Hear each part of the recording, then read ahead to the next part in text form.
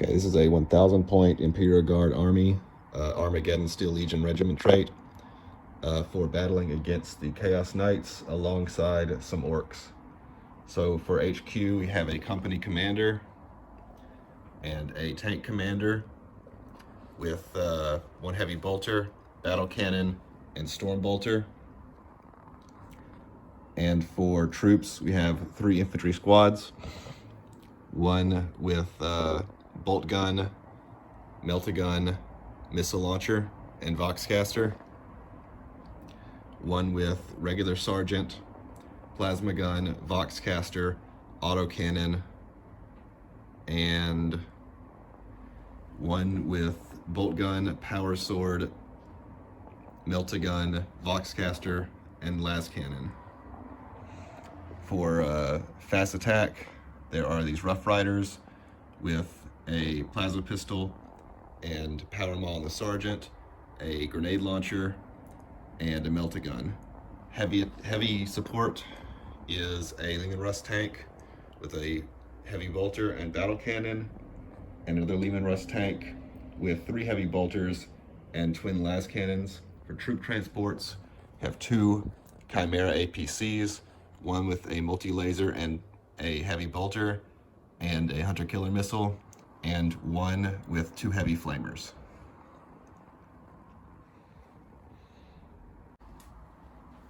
Okay, so for Chaos Knights, we have 1 unit of 2 Moiraxes, lightning locks all round, same again, doubling up on them. We have 1 unit of 2 War Dogs, a Thermal Spear and Reaper Warglyph thing, and a Melter Gun. For the big boys, we have 1 Knight Despoiler, 2 Thermal Cannons and a Storm Spear rocket launcher, and the new big boy is the Knight Megara with the Lightning Cannon, the Hecaton Siege Claw, Rad Cleanser, and a Phased Plasma Fuselage. He's the Warlord, and we're taking the Iconoclast house, and traits are reroll 1 damage dice per model per turn, I think. So moving on. Sure. So we have got 1,000 points of Death Skulls Orcs. There's a Beast Boss on Squigosaur with the Beast Hide Mantle and something else. And then there's a little mech there because he's got a las cannon pistol and he's 25 points, and I've given him a kill saw so he can chop up knights. And that's a Knob on Smasher Squig that's got the kill chopper for the double strength, and it's got the relic for more, the Beast Snagger relic for more attacks when it's in range of vehicles, because everything's a knight. And there's 5 commandos for the pre-game move, 10 Beast Snaggers, and then 10 regular boys because of points. Regular boys go in a truck. Some Storm Boys to come in a few later turns and everything else is dead. Dreadnought that goes in the teleporter, so it's got 4 claws. Buggy just for a little bit of shooting, and then 3 custom Mega Blasters for a little bit more. Okay, deployment. The Chaos Knights have gotten first turn. The Imperial Guard has deployed nervously next to these the Squigosaur and Smasher Squig and Dreadnought. 2 tanks, 1 tank back here behind this obscuring terrain. Chimera tucked in here next to the Scrapjet. We have boys holding this objective. The tanks are holding this objective. Another Chimera tucked in behind this building. The custom Mega Blasters are here to cover these lanes of fire. Infantry squad and the Colonel behind this building, or whatever it is, collapsed building. And a truck here with the Beast Snaggers. Yeah. Okay. Then Chaos Knights deployment. Okay, on this side we have fairly heavy on the one column. We have the Knight Megara up front, the Moiraxes squad there, the Despoiler right at the back, and the War Dogs and Moiraxes. I forgot. And the Forgotten Commandos in the center, deployed up front. Okay, chaos shooting. The Moirax chipped 6 wounds off the truck, which was then finished off by the lightning cannon on the Megara. Boys bailed out and lost 3, I believe, or thereabouts. I lost 1, just the 1 fella. As far as the Chimera, the despoiler laid into it with everything, but it was ultimately just the first shot from the missile cannon, which did it in, losing 4 guardsmen who've disembarked out the back. End of Chaos turn 1 shooting. Okay, in the morale phase, we had no retreats from the orcs, and this squad has failed morale and lost 3 additional soldiers. So, Imperial Guard and Orc movement and shooting phases. These tanks move from their cage deployment up here to moved here, and moved here. The infantry squad has deployed from this Chimera, which also moved up and advanced to get inside the null zone. They are now holding this objective.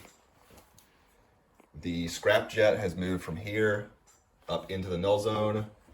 The Squig Riders and the Death Dread have moved around the corner, freeing up the tanks and allowing them to move the way they moved. Not a lot of effective shooting from the orcs. Everything seems to have just bounced off.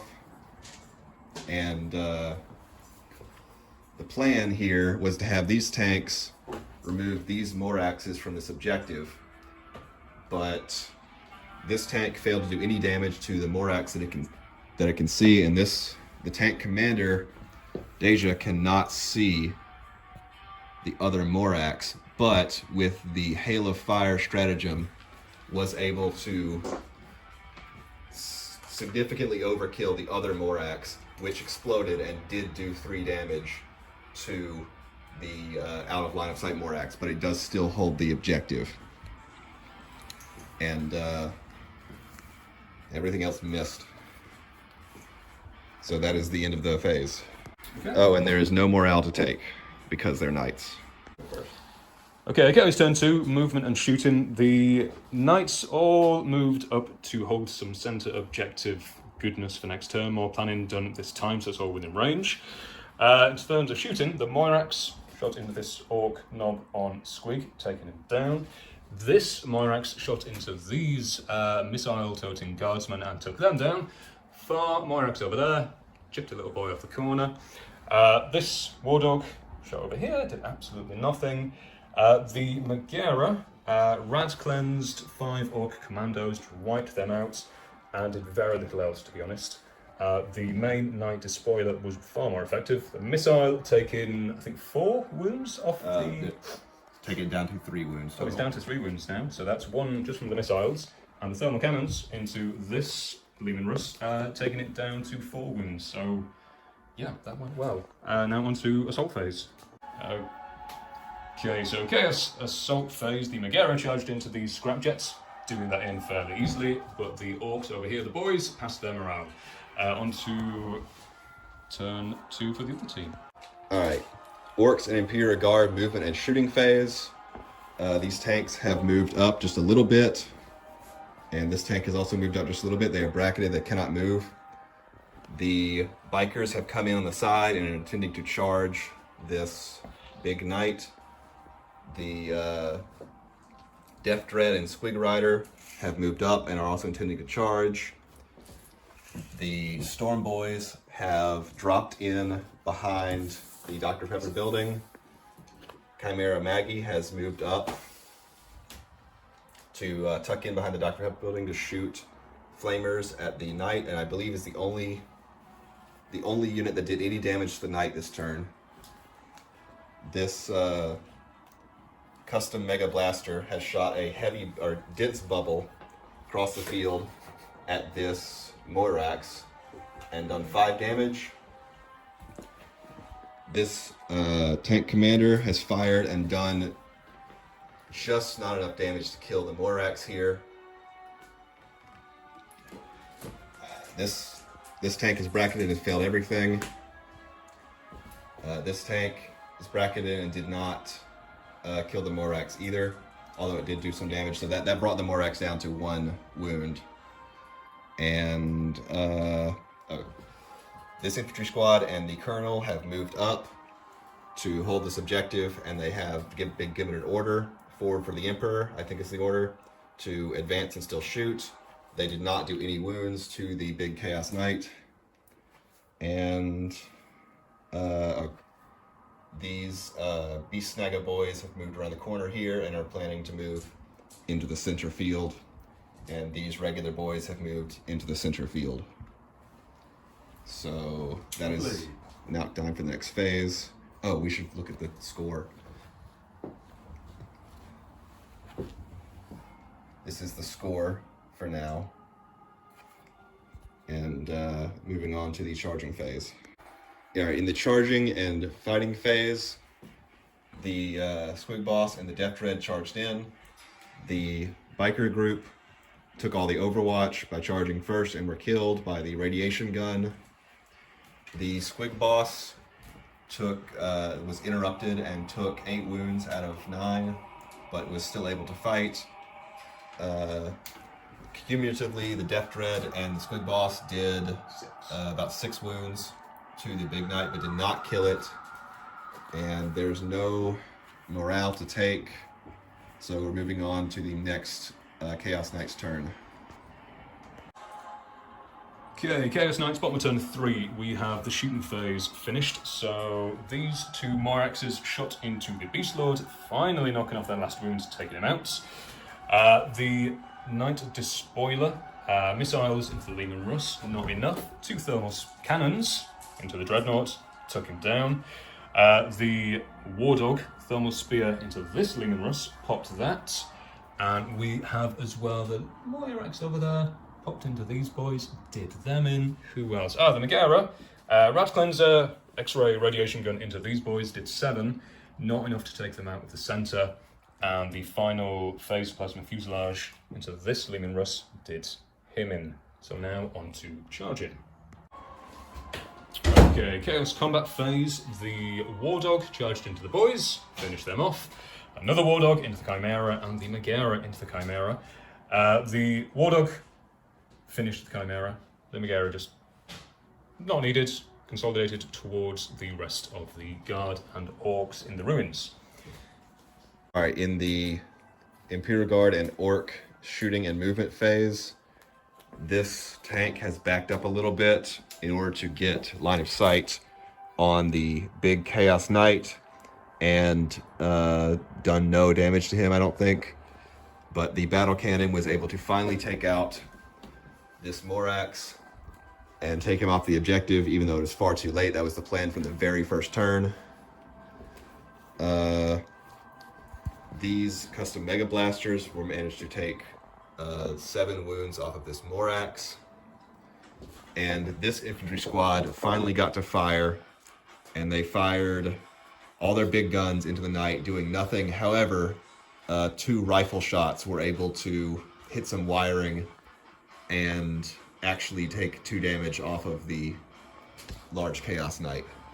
Oh, and the last cannon was the only thing that could see from this squad and shot and missed. So that is the end of the shooting phase and movement phase. Alright, so the charging and fighting phase, it already does not look good. The Beast Snagga boys did charge and topple this Morax with their chain cleavers. The mech was killed in melee, right? Overwatch. Oh, the mech was killed by Overwatch trying to charge the large knight. And when the Beast Snagga boys charged the Morax, the large knight intervened in that, killing the Beast Snagga boys.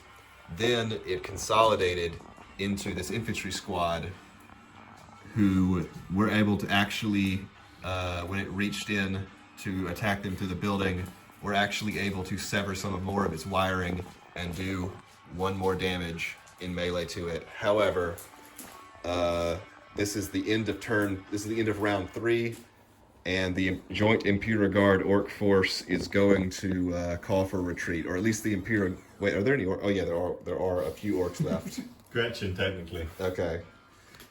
Well, they can decide what they want to do. The Imperial Guard are retreating. You can walk us through the score now, how the score went for this. Sure, so this is the scoring for the game. As you can see, it was very even apart from turn 1, where Seb was able to deploy more Chaos Knights into the center of the board, securing the secondary objective for 15 points. Following that, we both scored full points on the primary for turns 2 and 3.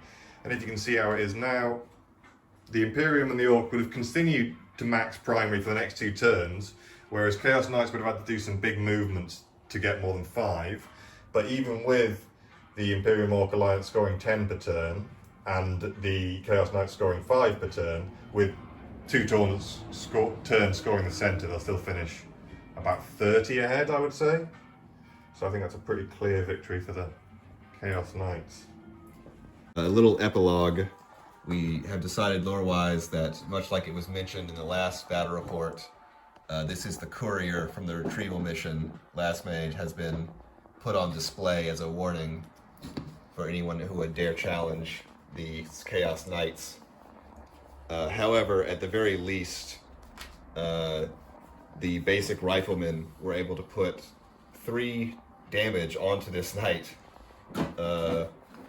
as a small act of revenge against it.